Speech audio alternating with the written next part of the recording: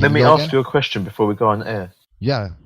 Who's a more credible source for transfers, TalkSport or me? TalkSport. Get lost. Although, Dan, you must give me credit here. When everyone else, when yous were like 11 points behind us and everyone else was like, United, I was the one who said, don't underestimate United. I said that all the way through, didn't I? No. Yes, I get lost. I said, I've got proving. I said United would catch up with us. You hear? How the fuck is this happening? Like, what? Sabotage. What? They don't have Discord in Wales? What? Dan? No, they only have sheep in Wales. Dan? Nah, it's because I'm in my conservatory and I'm like furthest away. There's loads of sheep there. Conservatory? See, yeah. Wait. Loads of sheep. Wait, you live in a concert hall? So what is it? A music college or something? No, a conservatory's like a bit attached to the garden. Oh, that's so weird. I don't get half of these British words. I'm sorry, guys. Oh. The Rant Boys Podcast. Van Persie arriving. Oh, what a goal! What a goal by Robin Van Persie! Fantastic lead. Time to go! It's time to go! Don't interrupt me. I will interrupt. Don't interrupt me. I will interrupt because You've got a sore it's voice. time to go! Don't interrupt. Look, you can't even It's time speak. to go. You can't even speak. So don't interrupt And me. even when I can't speak, I speak more sense than you fucking ever do. What are you swearing for? What are you swearing for? It's time to go! What are you swearing for? Get it What are you out swearing of for? your fucking head! I think even Pochettino's more passionate about Arsenal than Gronkia. Like he's not owning, he's just sitting on his ass and waiting for the money to drip. Hi and welcome to the new episode of the Rant Boys Podcast, powered by the Ultimate Football Fan Discord Forum. Here today with me, About my who? About my what? about my gang, is my man Tony, as always. So what should I call you? Should I call you Bullet, Tooth? You can call me Susan if it makes you happy. Tony. And the newest addition to our team, Dan. Put on the same treatment, chill out. The Mick's right. I'm not a Mick. I'm bloody Welsh. Whatever. The Man United and Newport County fan. Dan is Welsh. He's opinionated. He's a lot of fun, and we'll have a great time, hopefully, recording with him for a very long time. And now it's time to get into the podcast. Tony, start us off. Well, first things first, I'd like to start on a more sadder note this week. It's been a week since Emiliano Sala tragically went missing in his aircraft. So I speak on behalf of everyone here at the Rant Boys, as well as the whole footballing community, to say we got our fingers crossed for hopefully some good news. Our thoughts go out to, of course, all his family, his friends, teammates, and everyone who's been affected by the whole situation. There is a little bit of light at the end of the tunnel tonight. Money has been raised. £259,000 has been raised to help with an underwater search that's going to be privately done. What are your thoughts on this, Uber and Dan? Well, I'm obviously hoping for some good news, but we have to be realistic. Unfortunately, this doesn't look good. I'm terribly, terribly sorry, and like I said on my Twitter, it's to me it's super sad that this has happened, because this was Cardiff's record signing. He would have fit perfectly with what Warnock is trying to do there to keep him up in the league, and now I can't even laugh at the Neil Warnock rants that are going to be happening. You know, I was gloating and laughing a couple of weeks ago when he went on that Brexit meltdown, but now it's just not funny anymore. This is just a horrible tragedy. Yeah. Dan, What are your thoughts, Dan, on the Emiliano Sala? I mean, it's so close. Cardiff's so close to where I live. Like, it doesn't really seem, I don't know, real. Yeah, But like, it's sad because it's a childhood dream to apparently to play for a Premier League team.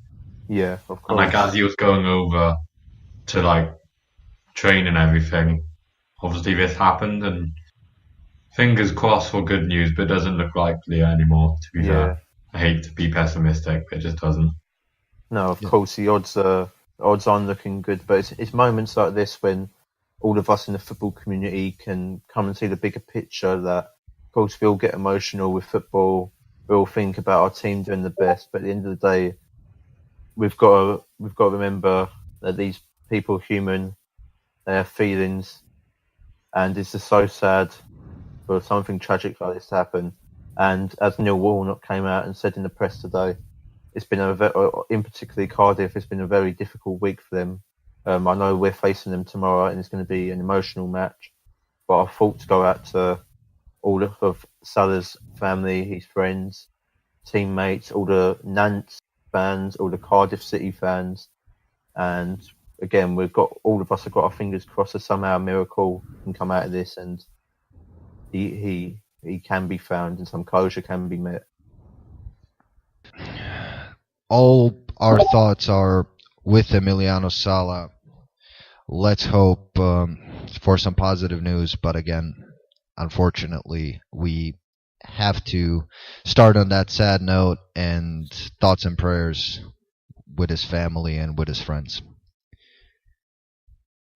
And now, moving on to the game of the weekend, the story of the weekend. Like I said, we have a new addition, Dan, who's a Manchester United fan. Brilliant! What an excellent time to add a United fan into. Arsenal 1, Man United 3. Manchester United 3. Yes, Lingard. And Sanchez. Yeah. And Sanchez. And Martial. And What are your Timberloo thoughts on the match as a whole, fucking Dan? Lukaku. Arsenal are just crap, let's be honest. Let's just get out in there. You can't defend. I mean, no one's debating that, but the fact that I'm definitely not debating that. I don't pay that we made Lukaku look like prime Didier Drogba, it's embarrassing. Yeah, and all season Arsenal fans have been bantering me about Lukaku, and you literally allow him to like get 2 assists. It's amazing. I'd just like to add to our viewers there. Weeks ago, I was saying to people, and I had fellow Arsenal fans jumping on my back when United were 11 points behind us. I said they will catch up with us. They will overtake us. What was this after Jose was sacked, or like? No, I was saying it before Jose got sacked. I said it before Jose got sacked. I mean, I was saying it when Jose was here. That like. Yeah, so was I. I was saying that we were probably going to end up in like 8th or something with Jose because I knew you guys, even if you kept Jose, I still believe you'd have overtaken us, to be honest. No, you wouldn't have. We definitely wouldn't have. We are just terrible. Like, I'm sorry, guys. There's nothing positive I can say at the moment. It's an absolute joke. The team is a joke. The mentality is a joke. The fans are a joke. I'm just so sick of it. Come honestly. on. I mean, I'm so sick of this crap. Listen, Dan, I know you mean DT, but come on, not all of us are DT. And first, I have to address what happened in the game. I mean, 20 minutes in, we're looking good, we're controlling the game, and then classic Arsenal, our best player goes down, Socrates injured in a unfortunate contact with Jesse Lingard, twists his ankle, and from then on, it's just downhill for us. Dan, but I don't even want Socrates to be used as an excuse. I said before, he's not even your best player. Oh, he's our best defender. He's our best defender. He's our best defender, so it's a big loss, of course. We had a mess of a defence, even with Socrates. He was the one good thing, and now he's out. But I said before the whistle even blew that we were going to lose. I predicted it, because we're a joke. The whole team is a mess.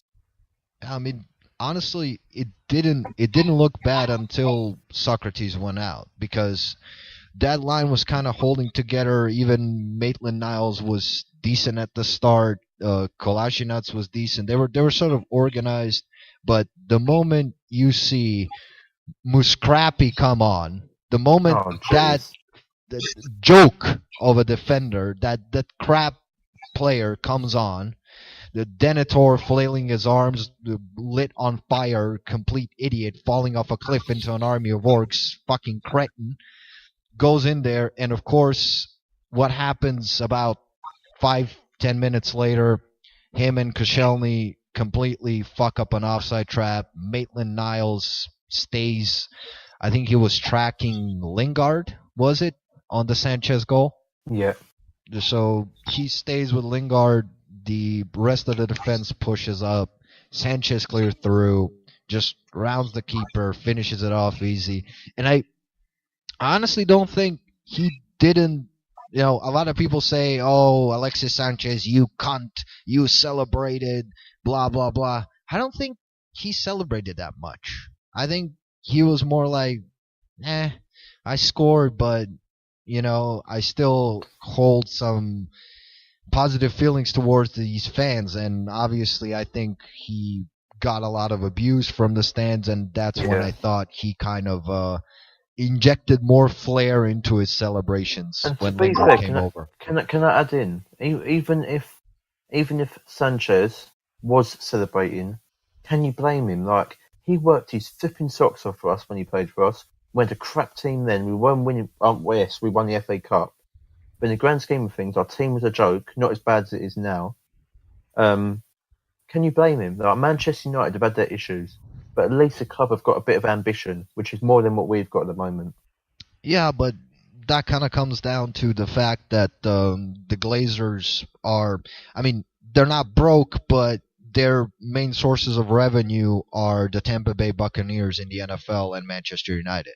And they sort of need to have some sort of sustainable profit from these clubs. They are leeches at Manchester United, but they also understand that if the club is not making signings, if the club is not making money, it is going to end badly for them. You know? And of course. Kroenke can just not give a fuck because he has that much money. The Glazers, of course, many United fans have made it perfectly clear. The Glazers are controversial owners, but at least they're showing something, which is more than Kroenke's showing to us. Let's be honest. Yeah, I agree. They're giving something, even if it's something little. Even for Kroenke to turn up at the Emirates for one, it'd be a start for one game. Yeah, he just turns up when it's time to pick up the trophy, and that's sort of his move. And unfortunately, that's the type of owner we have, and we're going to have to deal with that. But anyway, Dan, I wanted to ask you, what's your opinion, on Sanchez overall? Do you think he can regain the kind of form you're obviously paying for because he's on $500,000 a week? No. Could you elaborate? I think him scoring the other day was worth every penny we've paid him, honestly. But I said to my brother before the game, the Arsenal game, I said, you lot are going to be booing Sanchez, and it's going to be a toxic environment for him, and that's going to push him on. He's not a player to hide away. It's going to push him on, motivate him to score. Yeah, but I mean, in the longer term, in the grander scheme of things, do you think Solskjaer can get the kind of form that Wenger used to get out of Sanchez? No, frankly. Because I think we're going to get a decent player out of him, but I think he needs to be a bench player, and he's not going to want to be a bench player. Yeah, but that's £500,000 a week for a bench player, basically. That's a lot of money. Well, it's either him or Martial. Yeah, Martial's a lot better, Yeah. So, I guess that's your situation currently. What about Lukaku? Do you think that he proved something in this game, or no? Unless I mean he played down the right, didn't he? And we're desperate for a right-sided player. So unless he can play there and have Richard up top. Yeah, because let's be real. Playing against our defence isn't exactly a challenge at the moment, is it? True. I still think Rashford should be the starter. But unless Lukaku's gonna go down the right like he did most of the time in the Arsenal game, he should be a sub like Solskjaer was. Yeah, but again, you paid a lot of money for that sub. And I think on that subject, I'd like to ask Dan, as a United fan, what do you think? In which areas and which particular players would you think would help United challenge for the title next season? Koulibaly defence. Yeah.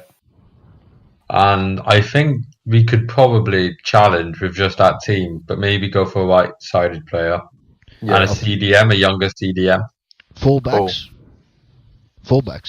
Now Luke Shaw and Delo can. I mean, Delo obviously isn't going to start, but if we're going to give Ashley Young a contract, he can handle that until Delo's ready.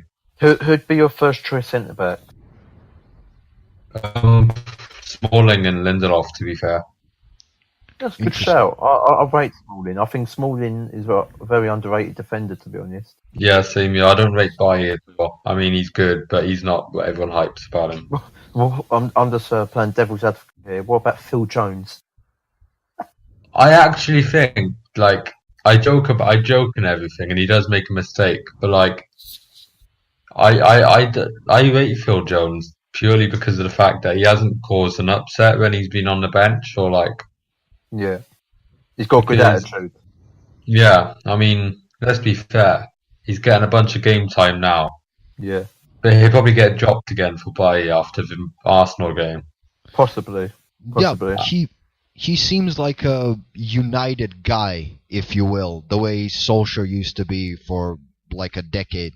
You know, the type of player that just loves being at Man United, and he's a club man, if you will. Yeah. Yeah. I mean, as we're talking about this kind of area, I will quickly say now, I am not happy with Manchester United's wage bill because I think we paid even Phil Jones close to 100k or over 100k. It's ridiculous. Yeah. Ow. Yeah, you actually do have the highest wage bill in sports, and you're very, very close. I think it's you, Real Madrid, and Barcelona within about 20 million euros of each other, and they're all wage bills over 240 million in total. I mean, let's be fair. At least we can afford it. Yeah. Yeah. But I'm just looking now. Hang on, no, I'll come back to that one. As Dan is about to obviously look that part up, Tony, I wanted to ask you about our players' performances. Obviously, Aubameyang did score that goal. It came from the left side. Iwobi, Kolasinac, and Ramsey with some good interplay coming down the left. For me, there's only that whole performance was absolutely disgusting. I don't know if I can put in any more words than that. For me, there's only one player I can give even a little bit of credit to, and that's Alexander Lacazette. No. Ramsey was good. No, sorry, no. Lacazette's the only one who I can actually give energy to give full, praise to. Lacazette was constantly working on that ball, tracking back, tackling, going for the ball, going forward. Ramsey was better than Lacazette, not gonna lie. Lacazette was by far our best player, and for me, just in general, the whole team is a flipping mess. And my worry is that as we go further down and down, players like Lacazette and Aubameyang are going to want to go. Trip. I've looked it up now. Yeah. Yeah, I lied about Phil Jones. Phil Jones is paid 50,000 a year, not a year. A week. Yeah. Go ahead. Yeah. You've got David De Gea on 200,000 a week, but that should be easily doubled compared to what Sanchez is on. Of course. He's about to re-sign, right, on something like 350 a week. I don't know, because Mark Goldbridge's live stream, which he's live streaming right now, or was, was titled that De Gea would demands more. So I don't know how that's going down. Which, to be fair, he has every right to. Like, he is the best keeper in the world at the present moment. So if United are serious about keeping him, which he's a vital player for your team, you're gonna have to give it. You will have to give in to his demands. He's the best player. Controversial opinion, yeah. Yeah. But I think Romero is by far the best reserve goalkeeper or substitute goalkeeper in the league. Yeah, I mean, he's an Argentinian number one, but again, we still have old Petr Cech. Yeah. Yeah. Oh no, you forget Man City got Claudio Bravo. Come on. Look. Like, the guy, he hasn't had the best of times at City, but the guy's a quality keeper. Let's not forget about that. Nah, he's decent. Yeah, but you could say the same about Karius. He had one bad final. No, Karius had a bad season. That guy. No, he did not have a bad season. Nah, Liverpool last season, their main problem area was the goalkeeper for me. I said it all last season. I said if Liverpool are serious about challenging for the title, they're going to have to bring in a top quality keeper, and they have, and they're challenging. Yeah. Going back to this wage thing, I've just realised Marcus Rashford gets less than Phil Jones. He gets 45 grand a week. Then you've got Lukaku getting 200,000 a week. It's like. Well, to be fair, Lukaku ain't surprising considering you spent 75 million on him, and he was Everton's main man. So yeah, you was going to need to offer big bucks to get him. But 200,000. That's ridiculous. 200,000 for Lukaku. Yeah. I don't get Everton at all. Everton, their owner keeps going on about how they want to win the league. Oh yeah, we're going to win the league. I mean, they have more of a chance of winning it than Liverpool. But well, to be fair, considering the amount of ambition, Everton at this rate have got a higher chance of winning the league than we have. Yeah, no, but they keep going on about how they want to win the league. But if they wanted to win the league, don't sell Lukaku. It's like yeah. No, but at the moment they're selling players to try and fund a new stadium, aren't they? Oh yeah, true. But they're trying to fund that once that stadium's paid off, like in years to come, once it's built. They go through the whole. Nah. It's like Tottenham, isn't it? Tottenham Hotspur. Yeah. They're building a new stadium eventually. At some point, they're going to. I don't know. Yeah. They're gonna complete it in about 20 years. They're selling all their players. It's like you need a good team to play in this good stadium. True. That's what made me laugh when all the Tottenham fans were overhyping. Oh, Kane signed a new contract. Contracts mean sod all. Real Madrid come along with a £200 million bid, offer Kane 500,000 a week. Kane's going to go. Yeah, the new contract is just asset protection. It's just to make sure he can't go on a free. Yeah, it's just holy crap. What? Martial, no wonder he's not like happy or anything. Because you got Lukaku getting 200,000. He deserves more compared to what the other players are getting. What's Martial on? 75,000. 75. Wow. 75. But you know what the thing is? Funny stat I found the other day. Everton and West Ham actually have higher wage bills than Tottenham. Actually, no. That's I'd credit that. That's not really anything. Yeah. But then, considering Tottenham are funding for a toilet bowl stadium, you can't blame them. No. It's not. I'm not making fun of Tottenham. This is a credit to Daniel Levy. It's making fun of West Ham at Everton. At least to be. And I hate giving Tottenham credit because I hate Tottenham with a passion more than any other team. But at least Tottenham have an excuse, like they're funding a new stadium. What's our excuse? Yes, they might be funding a toilet bowl of a stadium, but they're still funding a stadium.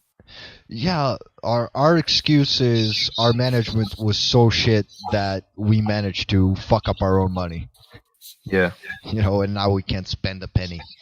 But on the point of Everton and West Ham spending more than Tottenham, it's kind of ridiculous the fact that Everton have sold Lukaku for that much money and then signed basically 3 number 10s. They signed Rooney, Sigurdsson, and Davy Klaassen. Davy Klaassen, who they took a £20 million loss selling him to Werder Bremen. They bought him for 28 million and sold him for 8. Two very Yeah, and Rooney was only there for a year. Yeah, and he was on massive wages. And Yeah. Sigurdsson, they paid 50 million for. And they signed, like, Allardyce obviously signed Cenk Tosun last winter, who's like a Turkish Andy Carroll. He's absolute fucking shit. Who, on that note, remember, this is a dig at Tottenham fans. Tottenham have been linked with Andy Carroll. I mean, there's not much difference between the Basque Andy Carroll, the Turkish Andy Carroll, and the actual Geordie Andy Carroll. They've got Llorente starting anyway. On to our next segment. Wait. Hang on. Dan's got some. Antonio Valencia gets 100,000 a week. Meanwhile, you have Lindelof and Smalling getting 75,000 a week. And yeah, that is criminal. That is criminal. Yeah, it's ridiculous. Yeah, but Man United need to clear out. Yeah, but to be a big club again, they need to get their wage bill back on track. True. Because you can't sign a big player without having to pay them more, because they're going to be like, wait, hang on, you're paying so and so that much. It's like the problem you have with Ozil and Ramsey at the moment. Yep.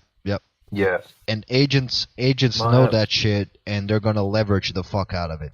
When you're in contract negotiations, it's just gonna be like, I mean, what the hell is doing to you now? I mean, you're paying Sanchez 500,000 a week, and they're stuck saying, "Hey, I'm the best player on this team.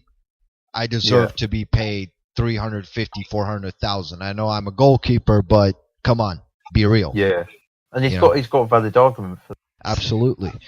Someone said to me the other day, he said every I mean, it's controversial and it's never going to happen, but it's a good suggestion. Same amount of money, at the club. I don't mean across clubs, but at the club. But you're given more if you start or perform well. Yeah, bonuses. Bonuses, yeah. Yeah. Yeah. Or maybe if they're not even the same, there should be a cap to the wage bill. If he gets, say, I don't know, 20 plus clean sheets in the league.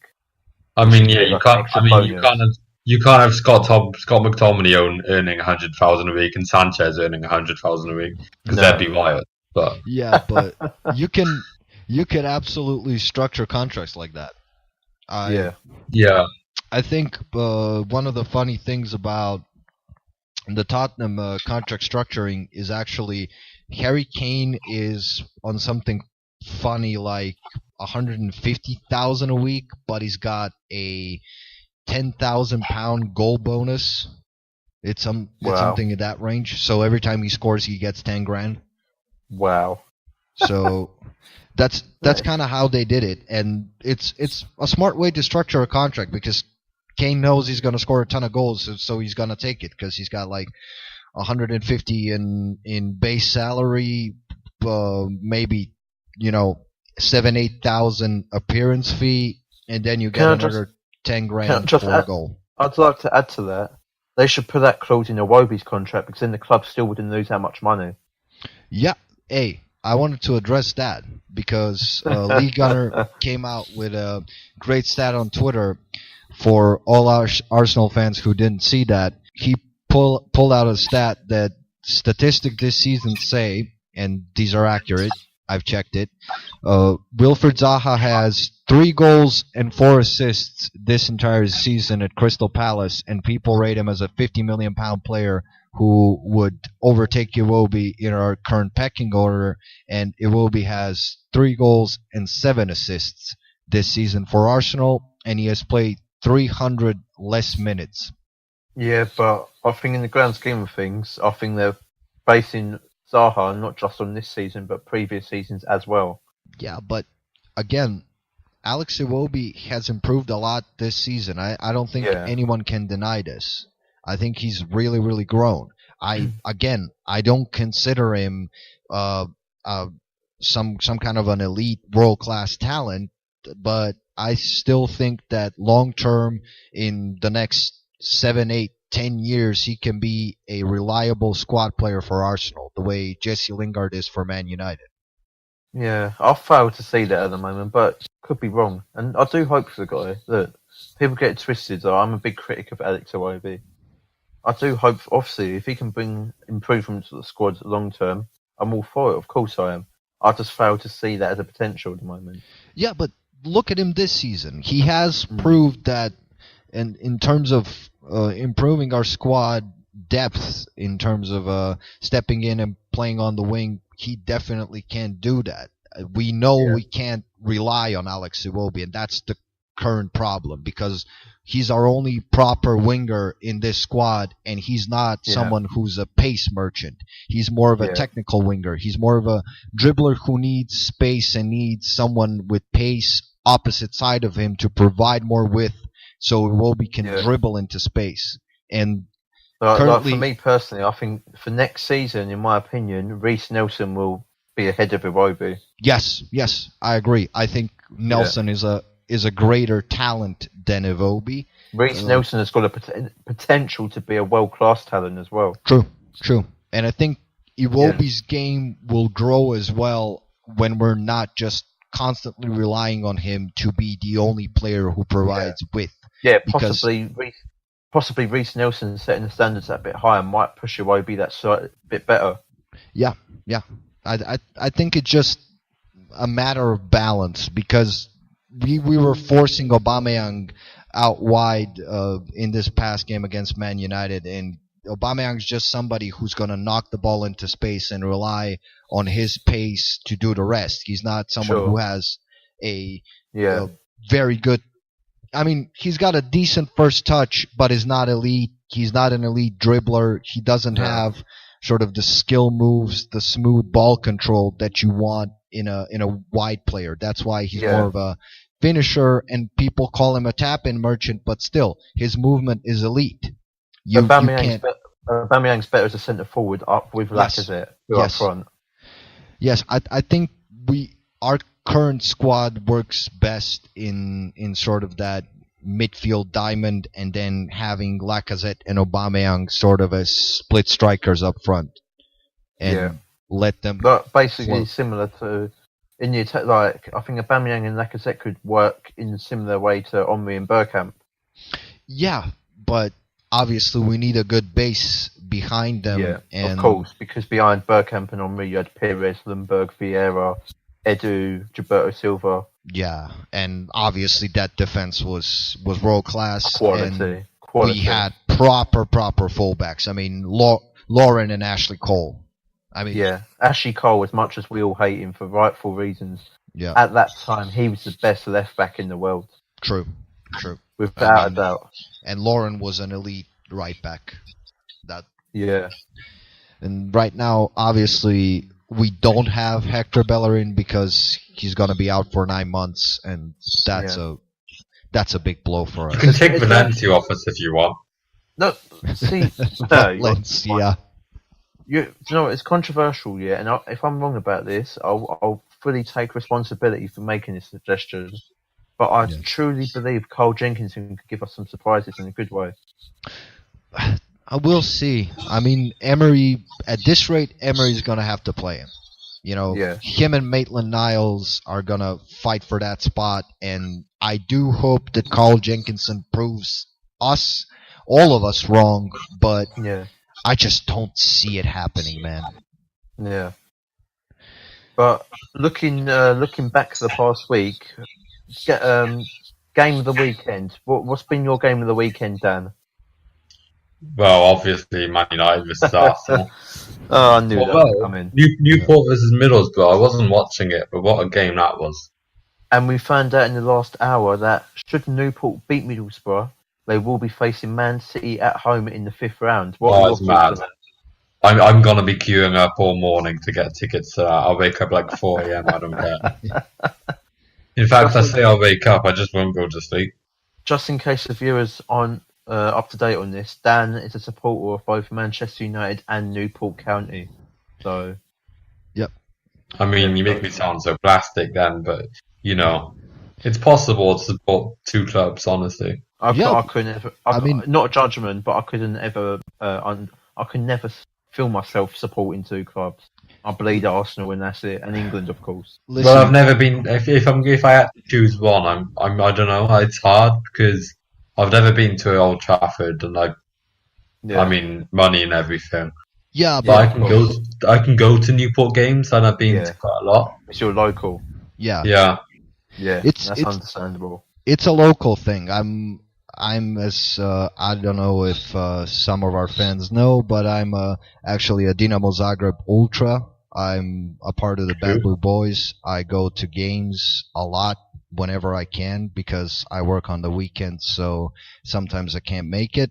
But I do have a season ticket, and I go and support my local club. And obviously, you know, Dinamo and Arsenal are not in the same bracket or ever will be competitively, same way Newport and Man United will never be. So to me, it's not a problem. You know, Yeah. you have your local team, you have your sort of international, sort of global team, and to me, it's completely fine because they're just never going to compete on the same level. Obviously, Arsenal and Dinamo have played each other, but Yeah. again, it was not very competitive. We managed to scrape one win at home a couple of years ago in the Champions League, but it was more luck than guile. And on that note, I'm pretty sure the viewers are crystal clear that I only bleed the England national team and Arsenal. I bleed Croatia as well. Well, depends on who's the manager. You know. Yeah. Thank you for knocking us out and not allowing us to qualify for Euro 2008. Steve McLaren. Waddy with a body. Obviously, I'm Welsh. Yeah. But Wales went in the World Cup, so I have to support England.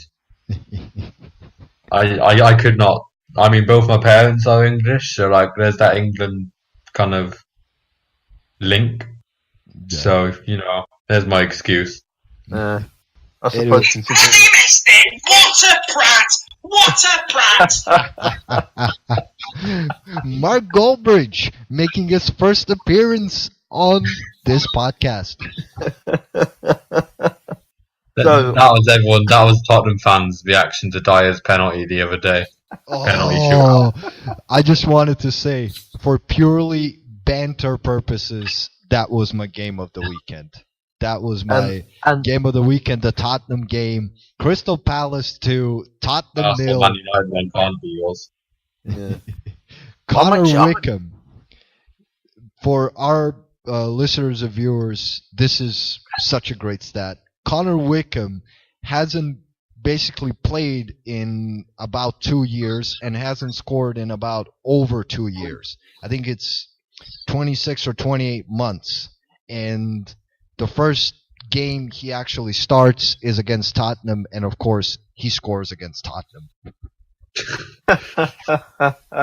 I said the United game was my game of the weekend. Yeah. Excluding that, like if I was going to be completely neutral, I think it was Everton versus Millwall. Oh. It was such a good. I've got a different one. I was watching it. It was such a good game because it had like every single ingredient of like traditional FA Cup football. Yeah. Like it was tipping down with rain for a start. Yeah. Like it was quite hard to see. The pitch was like flooded, and then the fans were quite atmospheric. But then you also had that really. I don't know if you lot saw it, but I think it was Millwall. They scored a goal off a hand. I heard, yeah. And it came directly off the player's hand. And the guy that controls the TVs in the stadium, he showed the replay on the TV, and you had the Everton manager Silva they're basically instructing to the fourth official it's on the screen, pointing towards the screen, saying it's an obvious handball. But by then the goal had already been given. But all the fans could see this goal, was obvious, and all the players were surrounding the ref. It was great. And then you had the Millwall manager, pointing up towards the box where they obviously control the TV, get it off the screen. It was hilarious. For me, my game of the weekend, of course, obviously Tottenham losing. That was obviously my favourite. I got the most joy out of that, considering how crap we played against United. True. But for me, the game of the weekend, from a neutral point of view, for me was and the biggest upset in my opinion was Wimbledon beating West Ham 4-2. Oh yeah. AFC Wimbledon knocking out West Ham. What are your thoughts on that, guys? I watched like every game on Saturday, but that was the one game I did watch. It was annoying. What an upset! AFC Wimbledon went 3-0 up. West Ham got 2 goals back. Glimmer of hope, maybe getting a replay, possibly nicking the win, and then AFC Wimbledon putting it to bed, making it 4-2. What an upset! Shout out to Felipe Anderson, by the way. Yeah. Scored again. Yeah. Brilliant. Can I just point out that Barnet, National League, Barnet, they're playing Brentford right now in the Championship, aren't they? Yeah, Brentford in Championship. Yeah. They're currently drawing 2-2 with Brentford, so that's 2-2. Yeah. Oh, last time I looked, Brentford were 1-0 up. It looks like it's a mad game. Brentford scored in the 40th minute, and then whoever this guy is, he scored 2 goals in 3 minutes for Barnet. That would be a huge upset. Also, considering that Brentford, for the short to medium term, are building a new stadium, Iron Premier League promotion within the next few years, and to be to be drawing with National League Barnet, and even if Barnet get a replay of that'd be an upset. I mean, Barnet are at home right now, and I think they got relegated last year. Yeah, Barnet. I can't lie. I have no sympathy for Barnet. I mean, I do. I have sympathy for the fans. Yeah. Being a Newport fan, they sacked their manager like this time last year. Yeah. And they hired the manager who almost got Newport relegated. Wow. It's like, why would you hire him to like save you? He literally 9 months of Newport and he almost got us relegated. It was ridiculous. That's Barnet. Another club that's having a really, really bad run is Chesterfield as well. No, Chesterfield are in the bottom half of the National League. Really? And at one point they were in League One, the 3rd tier. Now they're in the bottom half of. They could be relegated out of the National League. Yeah, look at Leighton. Actually, I think Leighton Orient are pushing for promotion back into League Two. Hartlepool. Hartlepool are a stable mid-table National League side. It's funny because we'd be where Hartlepool are now if it wasn't for us scoring a goal in the last minute. I was at that game as well. Scored a goal in the last minute. We sent Hartlepool down. They were winning against Doncaster, who had already been promoted as well. Yeah, but another team that's on the rise quick is Lincoln City. They were a couple of seasons ago. They got relegated out of the Football League to the National League. I think this is their 2nd or 3rd season back in the Football League, and they're top of League Two, so they're pushing for promotion to League One. Interestingly enough, so are the class of '92 owned Salford City. Salford City, yeah, they're pushing for promotion to League Two from the National League. Yeah. Anyway, I wanted to make a quick note of the guy for Barnet. You know, that reminds me a lot of Andre Gray, who I think played non-league football, and then like in 2 years he got to the Premier League to Burnley actually. Yeah. He was like playing non-league football and scored a bunch of goals and scored a couple in the FA Cup and the League Cup and well, the same happened with Jamie Vardy. Yeah. Came from Fleetwood Town. Leicester bought him in that same season. His first season, they won the league. True. Yeah. I mean, Newport have just lost Antoine Semenyo. Right. And he's a baller. He's got pace. He's got everything, really. He was on loan from Bristol City, but they recalled him. And apparently Chelsea are putting in a 2 million bid. Wow. And if he's 19 years old, so he'll probably go out on loan like 5 times while he's at Chelsea. Yeah, sure. He won't be a first team. He'll probably end up like Tammy Abraham. Breaking news: Brentford are winning 3-2 against Barnet. Interesting. Brentford have scored their 3-2 up. Anyway. Just so that the viewers are clear, Brentford were 1-0 up. Then Barnet in the second half scored 2 goals in 3 minutes to make it 2-1 to Barnet. Brentford then scored a penalty, and they've now just scored another goal, so they are winning 3-2 to Brentford. Anyway, I think this is the proper time to transition us to the European leagues. I'd like to start, interestingly enough, with the German title race in the Bundesliga, where Borussia Dortmund and Bayern Munich both had pretty big wins against the relegation-threatened sides Hanover and Stuttgart. Borussia Dortmund won 5-1 against Hanover, with terrific performances from Mario Götze and Marco Reus. Oh. Both guys have been on a tear this season. They've been really, really good. Jadon Sancho back in form again. 2 assists for him in this game. Played the whole 90. Also have to add Achraf Hakimi, young fullback on loan from Real Madrid, scored and assisted for Dortmund. So Dortmund at home, pretty dominant, pretty good. And more importantly for Dortmund, they still keep that 6-point gap ahead of Bayern Munich. Yes. Bayern, however, won 4-1 at home against Stuttgart.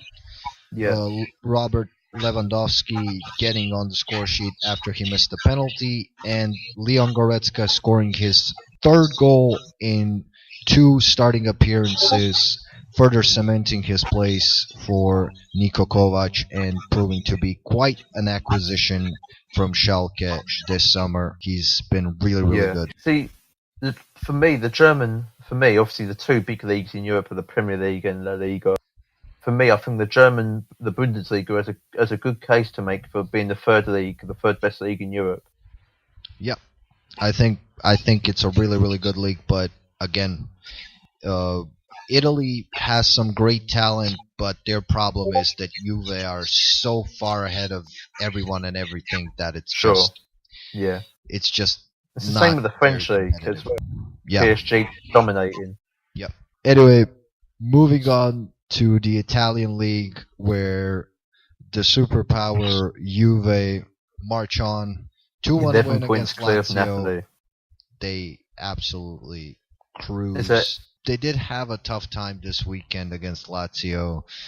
Lazio was up 1-0. Cancelo had to bail them out. Juve were playing like shit.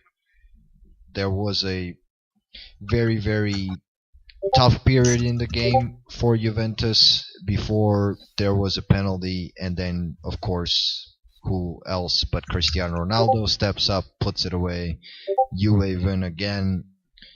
They go 11 points clear of 2nd place Napoli, who drew away at AC Milan. They had a red card in that game. Carlo Ancelotti was sent off because of that 2nd yellow that was shown to Fabian Ruiz, and Napoli fall behind, but they still keep an 8-point lead on 3rd place Inter, who, funnily enough, lost to Torino 1-0. Yeah. And AC Torino Milan for that Europa League spot. Yeah. AC Milan still in charge, if you will, of that top 4 race. 35 points. Who do you think will finish in that top 4? Of course, Juventus and Napoli are basically going to finish top 2. Who do you think will get 3rd and 4th? Aren't Roma doing quite bad this season? Roma are 5th. They're 5th. As it stands. They're a point behind 4th place AC Milan. Yeah, and Sampdoria are 2 points behind Milan, and Atalanta and Lazio are 3 points behind Milan. So it's quite congested for the top 4, and then you still have Fiorentina and Torino quite possibly. For me, I think any of that top 12 could get into Europe. Yeah, I mean Parma are hanging on there, like they're in the top 12 are all pushing for Europe this season. I mean, forehead-powered Parma, Gervinho-powered Parma, I don't think they'll last. Yeah. I think the top 4 as it is now will be the top 4. The 2 Milan clubs as well. Yeah. Yeah, Inter and AC both in there at the moment. I think at the moment you have Juventus, Napoli, Inter, AC, Roma. Yeah. I think that's going to be like at the end of the season. Yeah, I think the top 3. I think Inter are quite decent this season. I think 4th place is up for grabs. I think between Milan, Roma, and probably between Milan and Roma, I'd say are between fourth place. No, I think because Lazio are only like Yeah, They're, 3 points behind. They're 3 points behind fourth place. Lazio are. yeah. Yeah, I think Lazio are in there as well. Yeah, but then you've Anyway. got Sampdoria and Atlanta that are above Lazio. Yeah. Yeah, only right now though.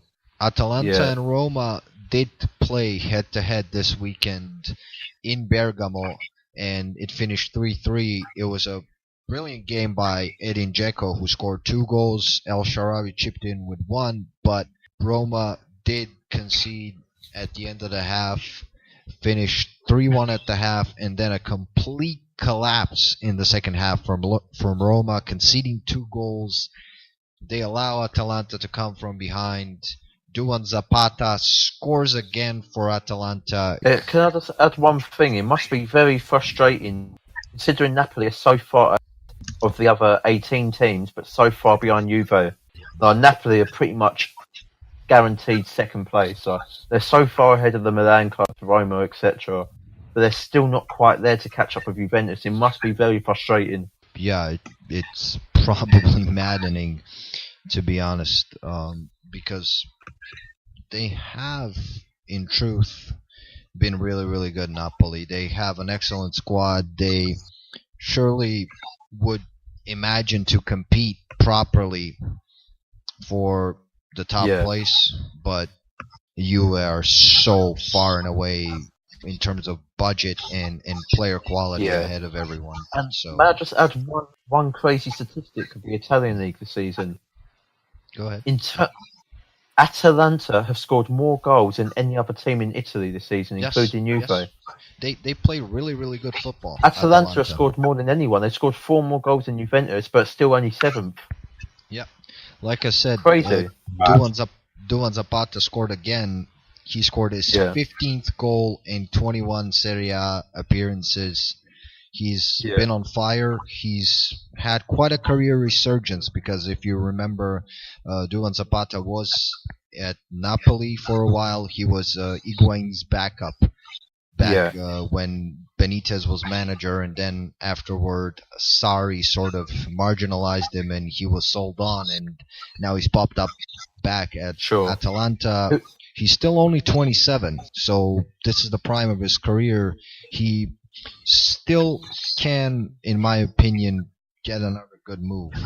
And obviously the sensation this season in Italy is absolutely Fabio Quagliarella, who cannot stop scoring at age 35. Yes, the Fabio Quagliarella who used to play for Udinese, Napoli, Juventus. That same guy, 35-year-old Quagliarella, has scored 16 goals in 20 Serie A appearances.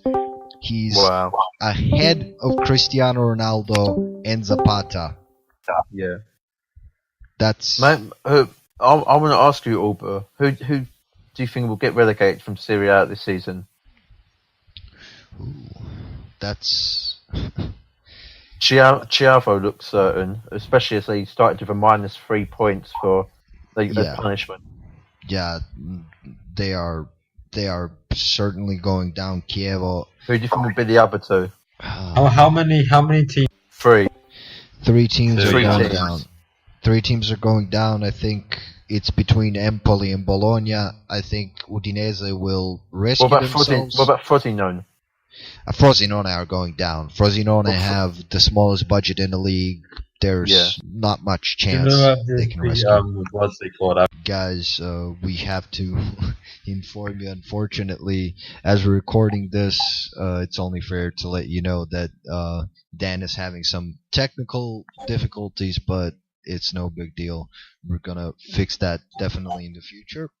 But anyway, on Fabio Quagliarella, interestingly enough, he scored 2 penalties this weekend, and another score in the 4-0 win by Sampdoria against Udinese was Southampton reject Manolo Gabbiadini. So Gabbiadini, funnily enough, could not buy a goal for Southampton, and now he joins Sampdoria, and all of a sudden he's scoring like crazy. So wow.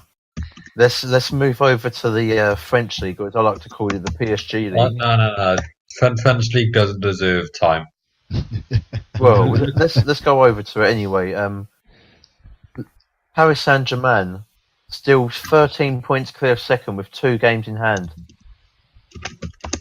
So we've got Lille. Lille have played 22 games on 43 points. PSG have played 20 games on 56 points. Mad. Lille have won on Friday 2-1 with Arsenal target Nicolas Pepe scoring 2 goals, one of them a penalty, and I think he scored about half of his goals this season from penalties. I mean, he's a very good player, but this is about... Hey, it's Harry Kane.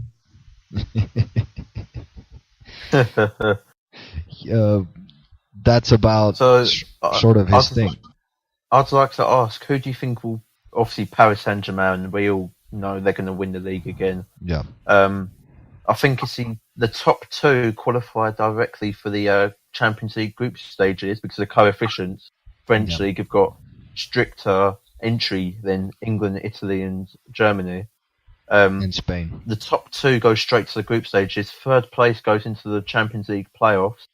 And if I'm correct, I think 4th place goes straight to the Europa group stage. And 5th, possibly 5th and 6th might go into playoffs if the league winners have already depending on the cups.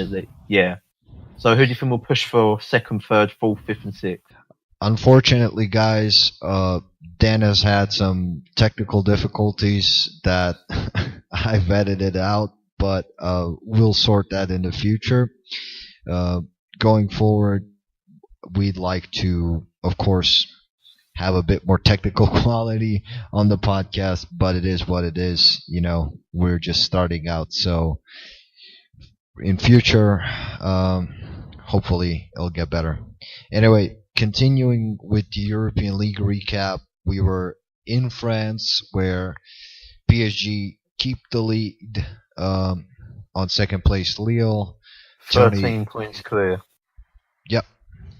With 2 games in hand. I wanted to start, however, on Friday where Lille won 2-1 and Arsenal target Nicolas Pepe scored 2 goals. He scored another penalty against Marseille, actually. It was away at the Velodrome and Pepe had a really, really good game. But again, he's only been doing this for about 6 months, so the price tag that Lille have put on him, which is reportedly 45 million euro, is a bit steep in my opinion, because whenever I see a pace merchant from Lille as an Arsenal fan, I don't think about Eden Hazard. I can only think about Gervinho, so it's not a good not a good memory for me. We haven't had the best of luck with Lille signings. Yeah, definitely.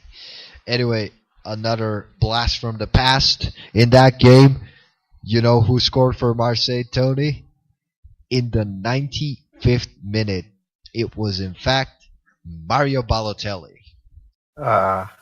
Arch nemesis. Yes. Anyway, the French league is still PSG dominated. I'd like to make it clear to the viewers. 13 points clear of Lille with 2 games in hand. Yes. That is Monaco in trouble as well at the other end of the table. Before we hit Monaco, I'd like to address PSG first. They won 4-1 against Rant with Di Maria, Cavani, and Mbappe all on song. All have scored, Cavani netting 2. But the big news for PSG is the reports coming out that Neymar could, for the 2nd straight year, have re-injured his metatarsal bone in his right foot, the same foot that troubled him last year, that kept him out until the end of the season, and he barely recovered for the World Cup, and he did have some problems with fitness at the World Cup, so that didn't go as smoothly as he might have planned. But this is starting to become a chronic problem, and in a sport where you use your foot a lot, like football, it's just absolutely not good, where your metatarsal is just consistently breaking and you're consistently having foot issues, especially on your preferred foot, which is Neymar's right. Of course, he is equally as capable with his left, but his right is his preferred foot, and this is something that will likely need to be addressed through surgery. And if it is a nagging, consistent injury, it might become chronic, and Neymar's career in the future, it wouldn't be in jeopardy, but he could have serious problems with availability, of course, for PSG, and he might have to be managed better in terms of playing time. So when people say he rolls around a lot and he moans and he flops, yes, that's absolutely true, but he's also a tremendous talent who unfortunately now has a very serious chronic problem with a foot injury that doesn't look good long term. Of course, yeah. I'd like to say about that, of course, from an individual, obviously, it's bad news. Neymar, of course, PSG would rather him be playing, but it won't affect PSG's domestic season too much. Yeah, I mean, highly doubtly. Unfortunately, we don't have Dan to bring the Man United joy perspective here. He unfortunately has informed us that his internet is much like Mesut Ozil, overpaid and inconsistent. Moving on anyway to Monaco, who have fired Arsenal legend Thierry Henry, actually suspended him, then fired him to rehire former manager Leonardo Jardim, who they fired in October to hire Henry. I just find this absolutely bizarre. Yeah. I thought the situation at our club was a joke. Monaco are just, oh my goodness. How can you bring Thierry Henry in to replace your underperforming manager, then you sack Thierry Henry in such a short space of time and rehire the manager you sacked in the first place? I mean, to be honest, they are in really deep trouble. They're still 19th. Henry won only 2 games from about 20 that he managed. It wasn't good. They have an awful lot of injuries. Well, let me just check how many in total. 1, 2, 3, 4, 5, 6, 7, 8, 9, 10, 11 total injuries. I still think they've got enough in them to survive the drop, though. Yeah, but that's insane. Falcao hasn't been fit for most of the season. Their best center back, Kamil Glik, hasn't been fit for most of the season. Nasser Chadli has been injured. Jovetic injured. Pellegrini, who's an excellent Italian striker, great talent, he's had a groin injury, a really bad groin injury. He's been dragging throughout the season. It's an absolute disaster in Monaco from that standpoint. I'd like to ask your take. Who do you think will go down this season? Because obviously the French league works. Bottom 2 get relegated, and 18th place has to do a playoff with a team from the French second league. So, who do you think will take automatic drop, and who do you think will go into the relegation playoff? I think Jardim can actually rescue Monaco, because according to the reports from the French journalists, most credibly Julien Laurent of ESPN, who's quite well informed, claims that the squad hadn't in the first place wanted Jardim to go. They all believed in Jardim, and he was their preferred manager, but because of results, they did understand the sacking at the time, and Henry didn't come across as the best manager for this squad, and part of it was results, but part of it was also some of his quirks, if you will, because he still behaved as sort of a massive player, as someone with a huge reputation, instead of understanding maybe Monaco's position in the table and managing expectations a bit better, and that reportedly caused a rift between him and the squad and resulted in his sack ultimately. But Monaco have a ton of structural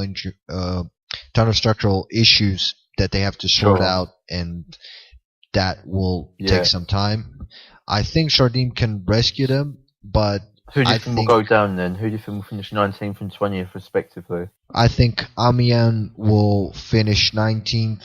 Guingamp are, I think, locked to 20th. Last week, who do you think will be in the relegation playoff? 18th. I think Monaco, actually. You think Monaco will go into the relegation playoff? Yeah, I think they won't. I don't think they'll string enough results to actually get pure safety, if you will.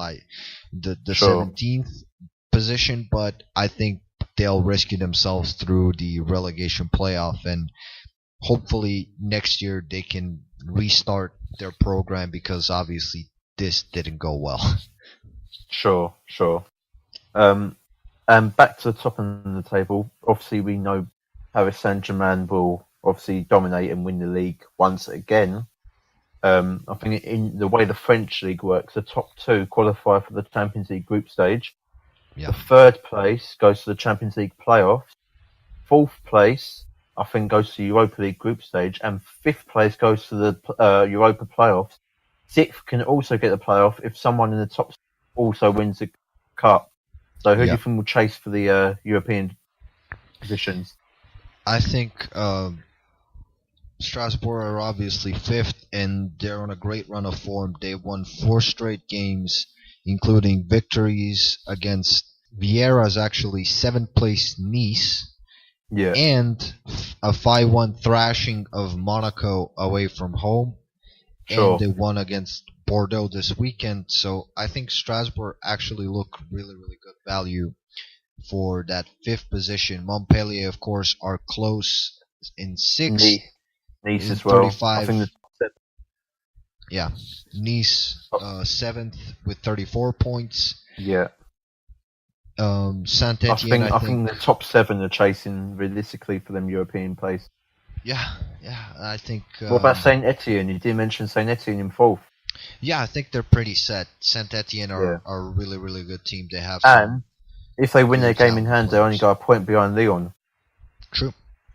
Yeah.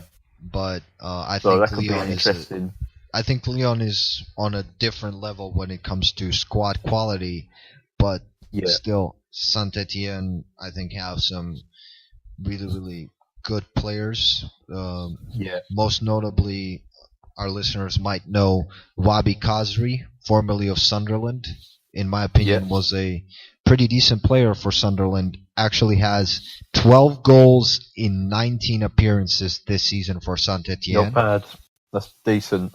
He's a really good player. I always liked him a lot. I think he's a really quality player. He just didn't have the luck.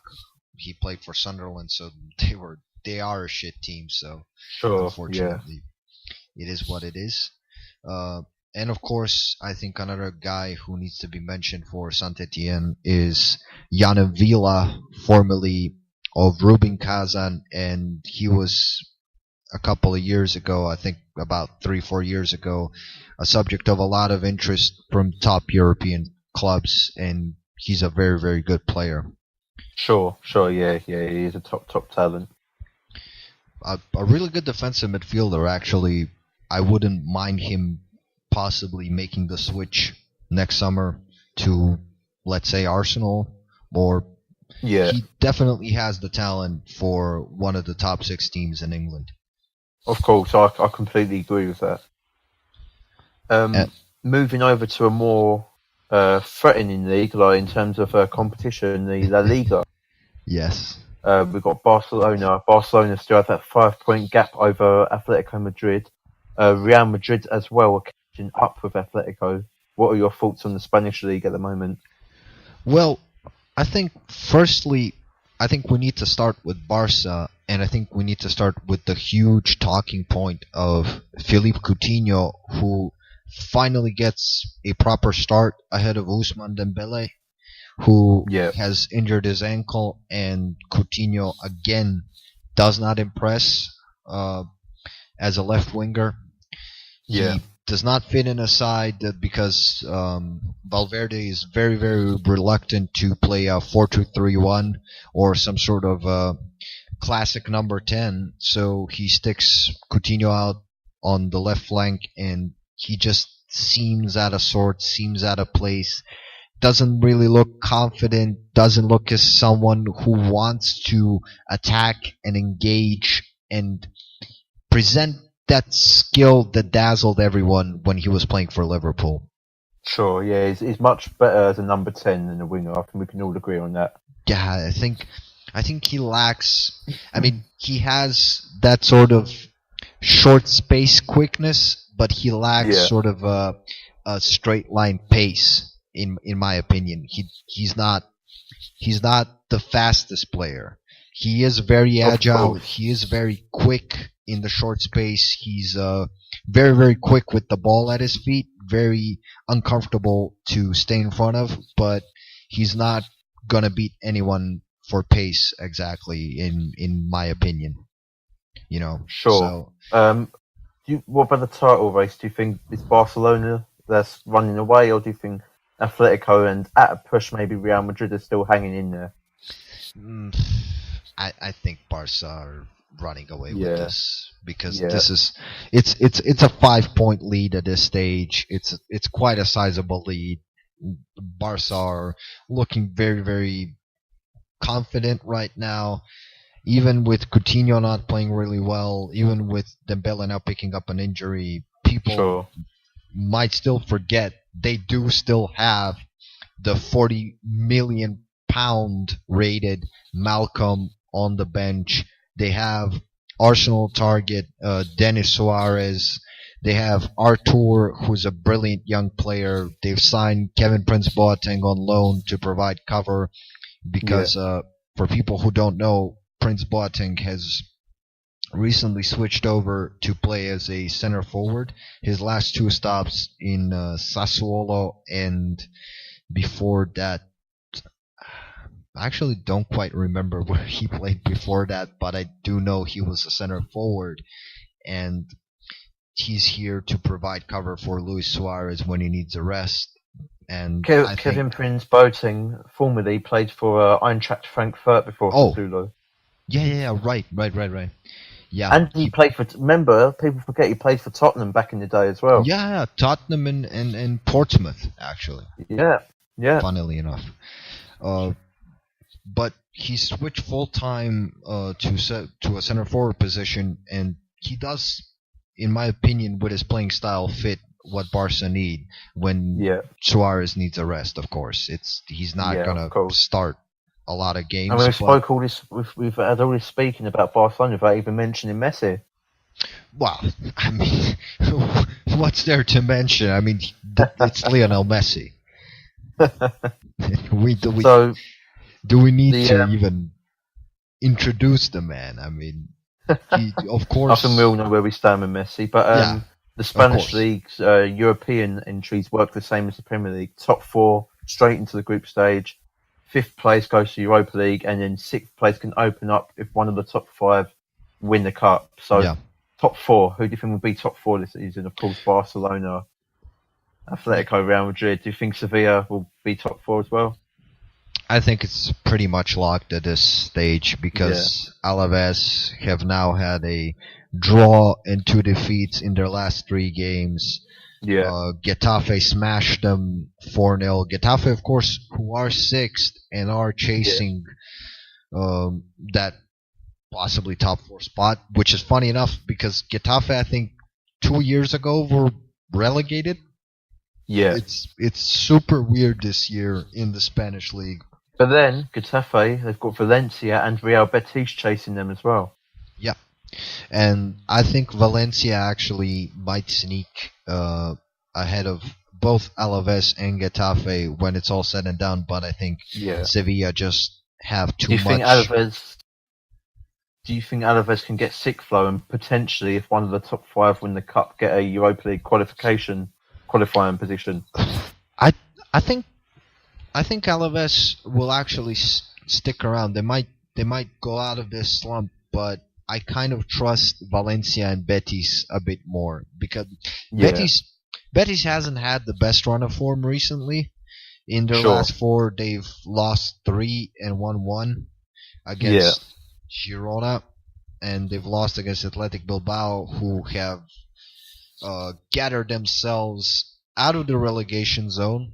This past weekend, Athletic Bilbao winning against Betis, and they have at the half season after the winter break, I think they were still either in the relegation zone or pretty near the relegation zone. Yeah. And now they've actually clawed their way out. I'd like to give a fantastic statistic to our viewers. In La Liga, as we talk at the moment, between 7th place and 17th place, there's a 6-point gap. That's astonishing. That is a really, really tight league, and it's been really exciting this year. And of course, Real Madrid have failed for much of the season, but have now recorded a 3rd straight victory on the trot, dismissing Espanyol 4-2 away. Yeah.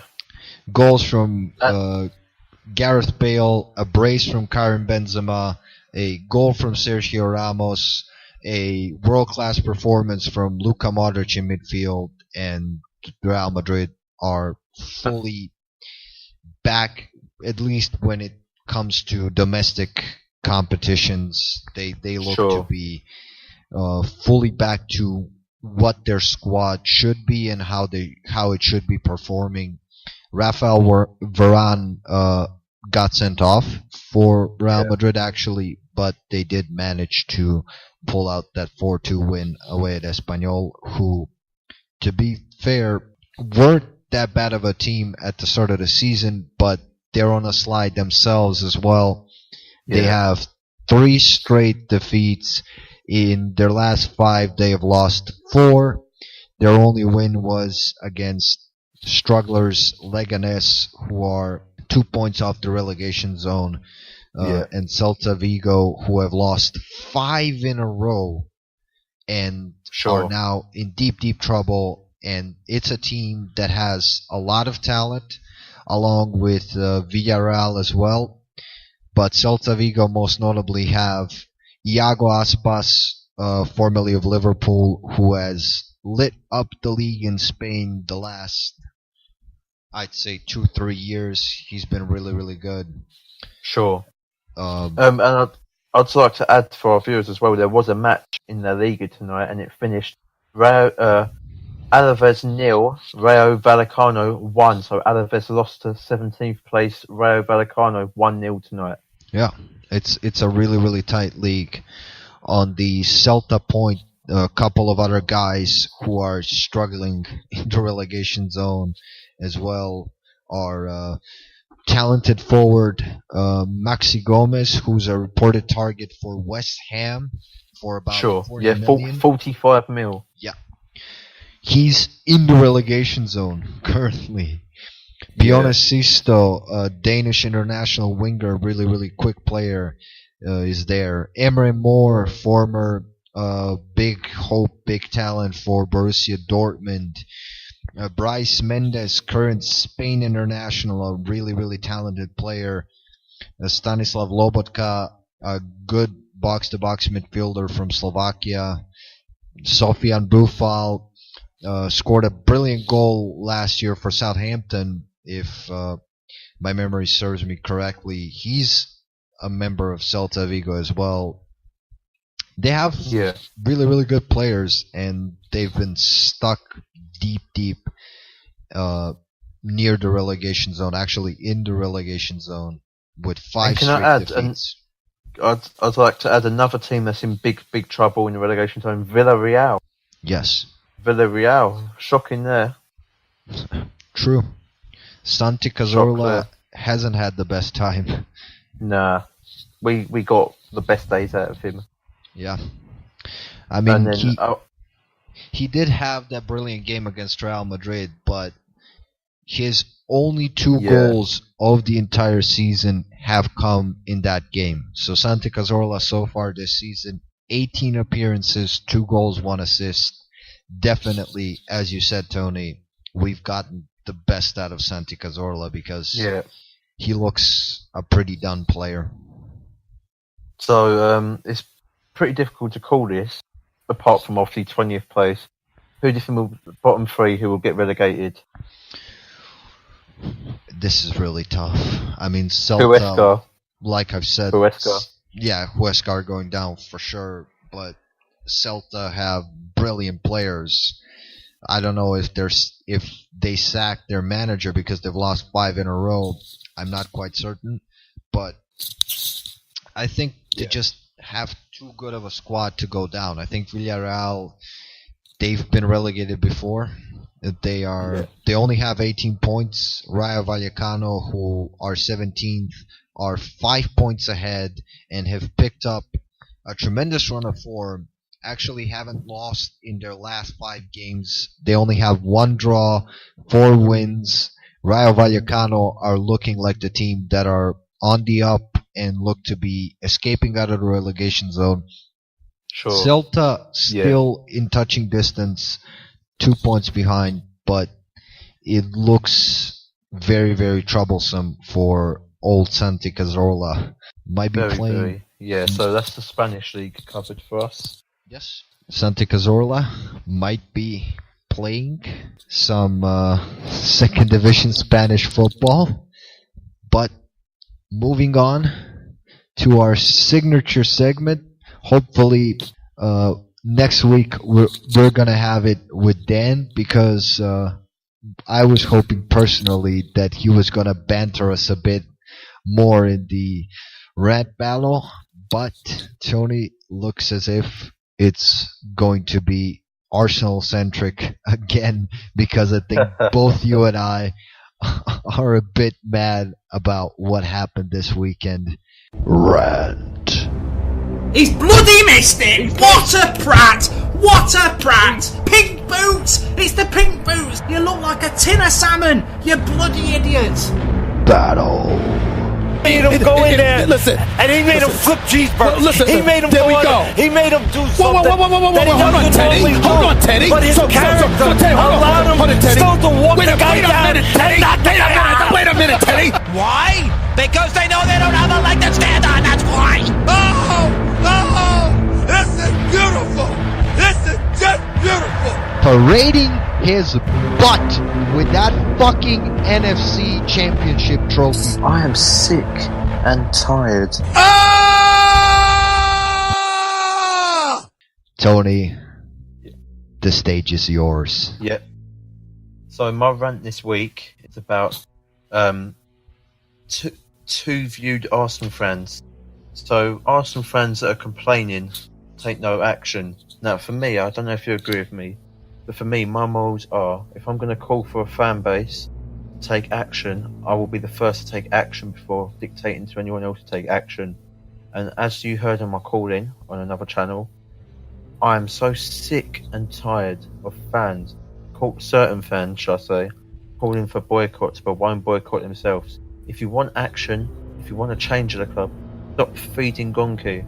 Stop feeding him money, because the money you're paying for matches and merchandise isn't going to our club. It's going straight into Gonki's bank account. Until you stop that, Gonki will stay. So until that happens, stop moaning or do something about it. Wow. Strong message, Tony. And I have to say, I agree. And now it's my turn.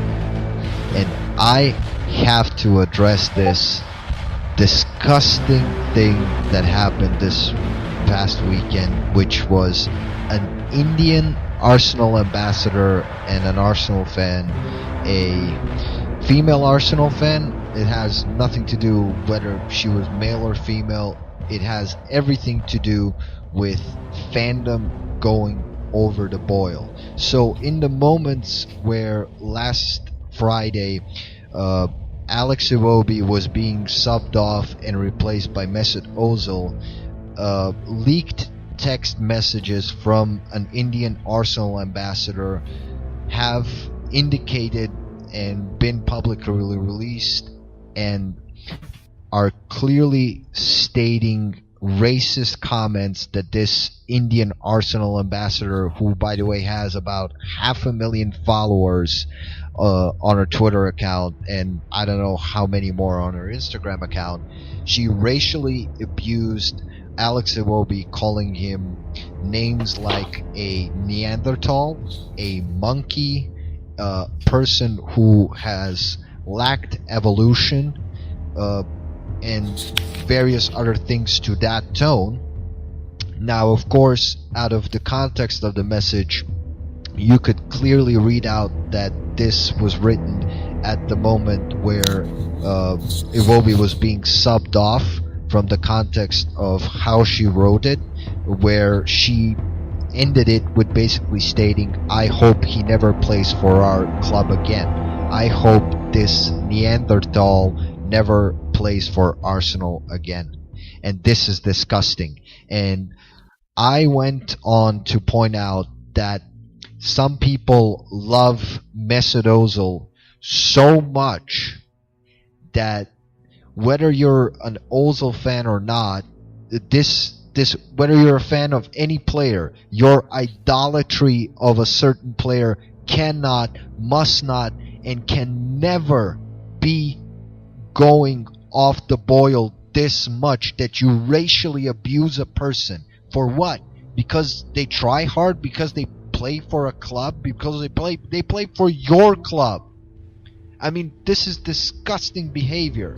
And I point out that there are some people who, in a racial subcontext, now this it was not as directly racial as this was, but there have been people who have been making similar comments about Alex Iwobi and sort of pointing out his place in the team that was basically, in their opinion, taken from Mesut Ozil and given to Iwobi. And some people have mentioned Iwobi as a black road runner. That's how I've seen him being described. I've seen him being described as an antelope, as a gazelle as well by some people.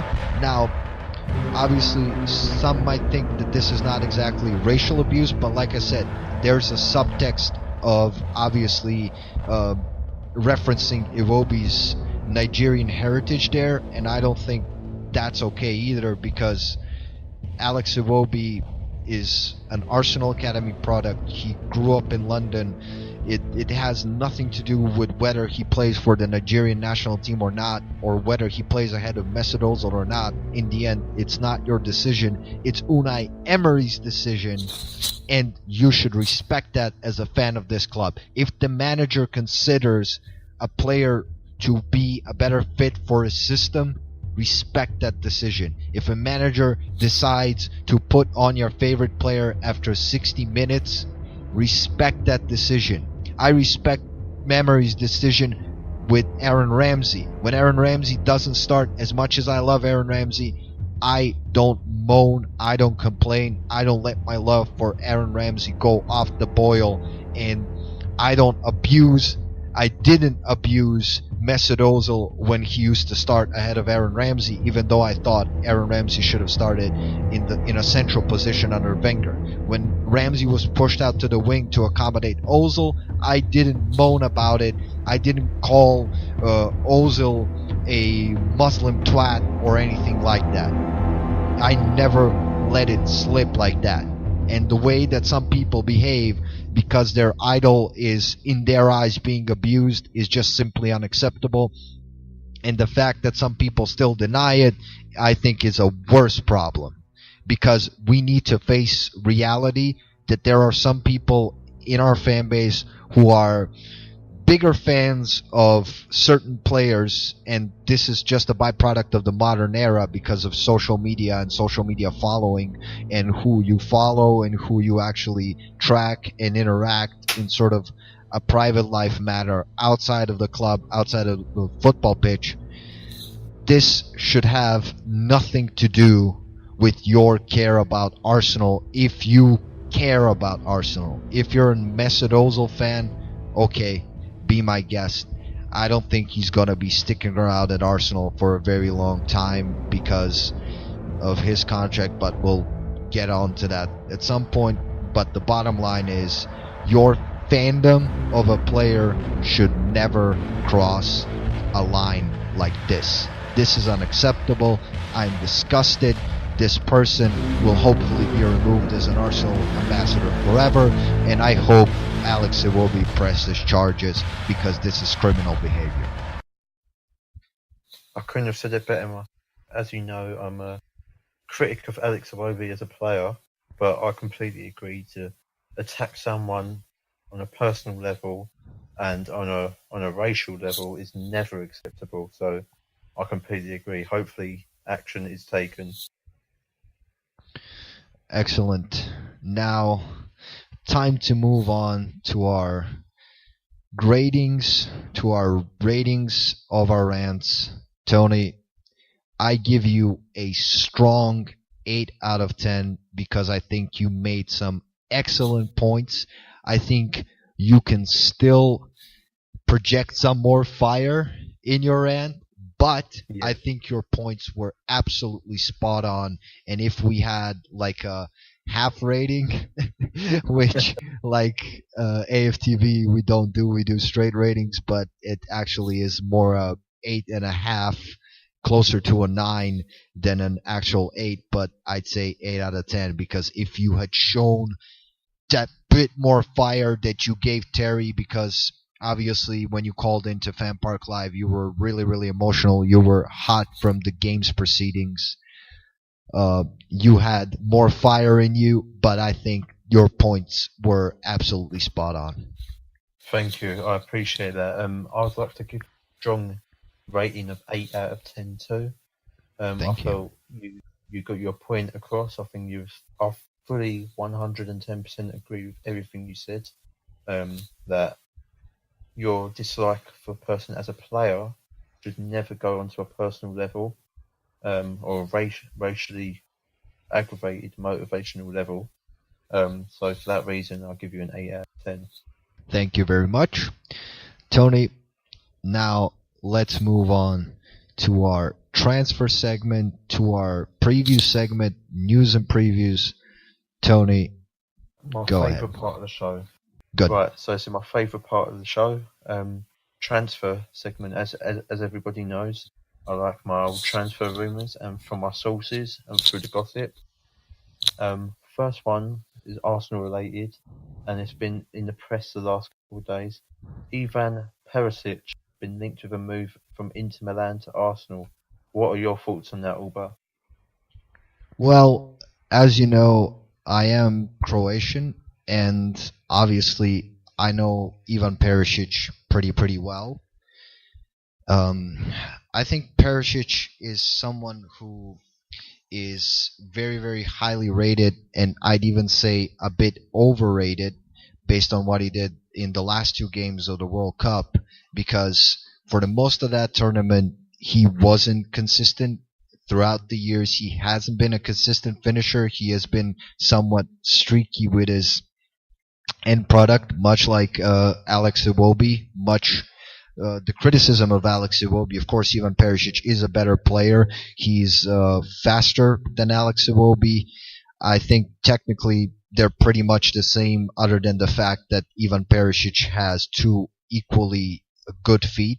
I think both of his feet are equally strong. Unlike Iwobi, who clearly prefers his right foot, but in terms of end product, they're very, very similar. They're very, very streaky, and of course, there's another element to Ivan Perisic. He will turn 30 very, very soon. There is a strong possibility, and he already has become a bit less physically imposing, and his game is based a lot on his pace and his physicality, and I think as he gets older that will keep declining, and that's why I don't like this deal in the long term if it's not favorable for Arsenal. Of course, the wages that have been reported are in the range of £110,000 a week, which would be a bargain. This is pre-tax, so this is a very, very good deal for Arsenal if it happens, because the wages have been agreed with his agent, and that's pretty decent money. But again, the problem is the fee of the supposed loan that we would have to have an obligation to buy in the summer for around 45 million euro, which is, I think, a drastic overpay for a 30-year-old winger. And when you think about Douglas Costa going in much the same range, I think we should rather think about a different option rather than Ivan Perisic. Sure. Sticking with Arsenal, this ain't really a rumour, but it's something that crossed my mind. I thought it's available on a free, so it won't affect our cash pot, or lack of cash, shall I say. Ibrahim Afellay, if you remember him, former Barcelona youngster, has been released from Stoke City today. Ibrahim Afellay? Been released from Stoke. Do you think he's really linked with us? I don't believe that. No, there's no links, but in my opinion, I was thinking he'd be a good fit for what we need, and he's available on a free. Yeah, but he's had really, really bad injury problems. He's not been consistent. I just don't. I can't see it. Honestly, it's not a deal I would like. I think his legs are pretty much gone. I think if we wanted a player like that, I think we should have gone for Samir Nasri, as funny as it sounds. But of course, just to make it clear to the viewers, there are no links with Ibrahim Afellay and Arsenal. This is just something that I thought of. Yeah, but unfortunately, as good as Afellay was once upon a time, injuries completely wrecked him, much like Jack Wilshere, and I don't think he has much of a future in football anymore. As unfortunate as that is to say, I think his time at a big club, for the most part, is done, and I wish him the best of luck, but unfortunately sometimes when you have chronic injuries, it just doesn't work out, and it's always sad to see, because Afellay was such a talented player coming up at PSV and then moving to Barcelona, and unfortunately it didn't work out for him. So I don't think that would be a good thing for us, because of course we do have Mesut Ozil and Henrik Mkhitaryan who play in the same position on a lot of wages, and I don't think he'd be of much use. Also, there's been a couple of stories coming out of Chelsea Football Club today. The transfer of Alvaro Morata to Atletico Madrid has now been confirmed. It's an 18-month loan deal. What are your thoughts on that? Well, Chelsea did need to dump the money. Let's just say dump Morata's wages, as we did talk about it last week. The Higuain deal, the entire complication with dumping Morata and dumping Batshuayi. I don't know if Batshuayi has been loaned out or sold yet. Not yet, no. But Morata has moved on fully to Atletico Madrid now. Atletico will pay his full wages. They do need a target man. They do need another physical center forward there, because Nikola Kalinic has greatly underwhelmed. He's not a top player in my opinion, so therefore it didn't come as much of a surprise to me. But of course, Diego Costa has completely fallen off the rails. He has had tremendous injury issues so far this season, and it's not looking good for his career as of right now, and I think Morata long term is a good signing for them. The other story coming out of Chelsea Football Club is, and this name's been one of the most used names in the transfer window, Callum Hudson-Odoi. Now, Bayern improved their offer to £40 million, I believe, I've received from my sources. Chelsea is still refusing to sell him. Now, in my opinion, it's inevitable that Bayern will catch him. What's your thoughts on that, Alba? Well, according to reports from ESPN, Hudson-Odoi has indeed handed in his transfer request officially. Now, that might be rumor because he, of course, started and scored at the weekend in the FA Cup. But True. I think Callum Hudson-Odoi might want to rethink this because Chelsea, of course, have Willian and Pedro, who are pretty old wingers and very likely will be out the door next season. And even though they've signed Christian Pulisic, Eden Hazard might go out the door as well. So I think there'll be more space at Chelsea than he presently considers, and he'll get more time next season. So I think for him, it'd be best to be patient because I think he's proved a point in terms of the fact that he deserves more time and deserves more attention from Sarri, and I think he might get it. So I think it's best for him to hold off and stick around to Chelsea because at Bayern, of course, there's still Serge Gnabry, there's still Kingsley Coman. They've just signed a young Canadian player who is very similar to Callum Hudson-Odoi, a guy named Alphonso Davies, who's also really, really talented and plays in the same position. So, to me, if I'm Hudson-Odoi, I know Robin or Ribery are going, and I know Bayern are offering a lot of money, but I'd rather stick around to Chelsea because I think long term he'll get more time. Yeah, I couldn't agree more. The next one of the biggest rumours of this window, Wilfried Zaha has been linked with Borussia Dortmund. Still, what are your thoughts on that? Well, I mean, Wilfried Zaha is a very, very talented player. We raved about him last week. Yeah. And I think Zaha does need to step up in his career. I think Germany wouldn't necessarily be a bad league for him.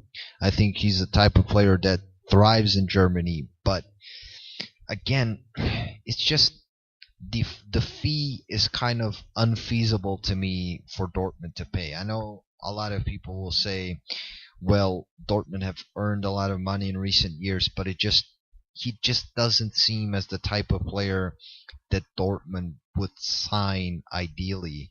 He's someone that would be replacing either Sancho or Brune Larsen, and I think those guys have done a really, really good job this entire season. And I just don't think it's feasible to spend 50 million euro on someone like Wilfried Zaha, even though they've sold Pulisic to Chelsea for, what is it, 50? 55? 50, in the region of 55 million, I believe. Yeah, so I just don't understand why they would do it. It just doesn't make any logical sense to me, to be honest with you. Yeah, and the last transfer rumour, and this one for me has surprised me, it's come out today. This is the last one I'll point on. Charlie Austin has been linked with a move away from Southampton. What's your thoughts on that? Well, that's interesting because Southampton certainly do need goals in order to stay up. And as much as I think Danny Ings is a very good player, I also think that Charlie Austin is someone who is a proven Premier League finisher and has a much more proven track record in terms of staying fit, as opposed to Danny Ings, who, as we all know, has had his not just fair share, he's had a lot of injuries, a lot of severe injuries, even dating back to his time at Burnley, but most notably at Liverpool ever since he arrived. Remember, he arrived during Brendan Rodgers' reign. So that's how long ago he was signed as sort of a, I guess, squad striker for Liverpool, and when he would play, he'd show his talent. He has talent, in my opinion. He's someone who's a really good player, but unfortunately, he just has a problem staying fit. So to me, if I'm Southampton, I don't want to move on from Charlie Austin under any circumstances. Until at least this summer, where I can sign some sort of replacement, because Southampton do need to rescue themselves first and foremost. Viewers, that is it for transfer this week. On to the next segment. On to the previews of the Premier League. This midweek, we do, of course, have a full slate of fixtures, starting with Tuesday's slate, most notably including Newcastle hosting Manchester City, as Manchester City look to keep the title race going. Manchester United are at home and playing against, I guess, Burnley. struggling Burnley. Arsenal against Cardiff, Fulham and Brighton, and I think the game I'll be watching, in my opinion, is Wolves West Ham. That has a tasty game. Yeah, I think Wolves West Ham has a potential to be a really, really good game. That can be. I think that could be easily a 6-7 goal thriller. Yeah, definitely. West Ham like to go forward, and even though they've had some injury issues, most notably their starting center back Balbuena is out. Manuel Lanzini still out. Jack Wilshere injured. Yarmolenko, of course, we know, gone for the rest of the season. And Marko Arnautovic has recently popped up with some sort of mysterious injury. Of course, we know Arnautovic has wanted to move away from West Ham in order to make some more money, get a bigger contract. And go ahead. I was going to say there's also four big games on Wednesday too. As well. You've got Chelsea are travelling away to Bournemouth. Southampton are home to Crystal Palace. Liverpool are at home to Leicester, and Tottenham play Watford at Wembley. See, that's the one I think is the one to watch for. Are Tottenham gonna slip up again? Because of course this weekend they did have a slip up against Crystal Palace, as we've been laughing first in the first part of the show. But again, they did manage to rest Christian Eriksen, who should be fully back and fit for this game in the league. So will they have another slip up there? Of course, Son, I don't think will be able to play. I think he'll still be a bit gassed. Whether he comes back in time or not, we'll see. But still, Spurs look to have Christian Eriksen fully fit for this one. So I think they might just drop points here. I would also like to add we're facing Cardiff tomorrow. It's a must-win considering we've got Man City away on Sunday. Yeah, I agree. We can't afford to drop, because we will probably lose to Man City. So we need to beat Cardiff. We have to. I think that City game might end very badly, same way our trip to Anfield ended. If not worse. Yeah. With our defense right now, our best hope would be to park the bus, but we know Emery won't do that, and that scares me, honestly. Yeah, we could be highly embarrassed in that game. Yeah. However, Liverpool at home hosting Leicester, still marching as the league leaders at 60 points, 4 points ahead of Manchester City. I think Liverpool actually might have a bit of trouble in this game. Leicester are a very good counter-attacking team. They are a team that really is suited to play on the break, sit in deep, and hit you with pace over the top with Vardy, Gray, James Madison, Albrighton, Ricardo Pereira. I think they have the type of players that could potentially trouble Liverpool, but Liverpool have been so composed, so dominant so far that only lost one game this season. And that was against City. And yeah. I just if Liverpool drop points, it'll likely be a draw. Sure. I don't think they'll lose, but Leicester just might give them some problems. But a big miss for Leicester. This is questionable, by the way. It's not confirmed, but Harry Maguire is under question whether he will start or not. Yeah, he's a very important player in that defence. That's pretty much it. So, Tony, it's time to end. I've had a blast for this week. We've introduced Dan. Unfortunately, due to technical difficulties, we didn't have him for the second part of the show, but in the future, I'm sure he'll be joining us again, and it's been a blast, man. You have something to say as we finish this up? Yeah, but I'd like to say thank you to the viewers for once tuning in again. We hope we've covered the topics you've all been hoping for. Again, I'd like to end on our thoughts and our fingers are crossed for Emiliano Sala and everyone associated with him. Yes, of course. Our thoughts and prayers with Sala. Hopefully you guys are watching and listening this on YouTube. If you are, there is a link in the description for the Dropbox download of the podcast. If you don't have data or don't want to stream via YouTube, you can download the MP3 podcast via our Dropbox link. That is it. Rate, subscribe, review, share, and we shall Tony? see you next week. Exactly. We'll see you next week.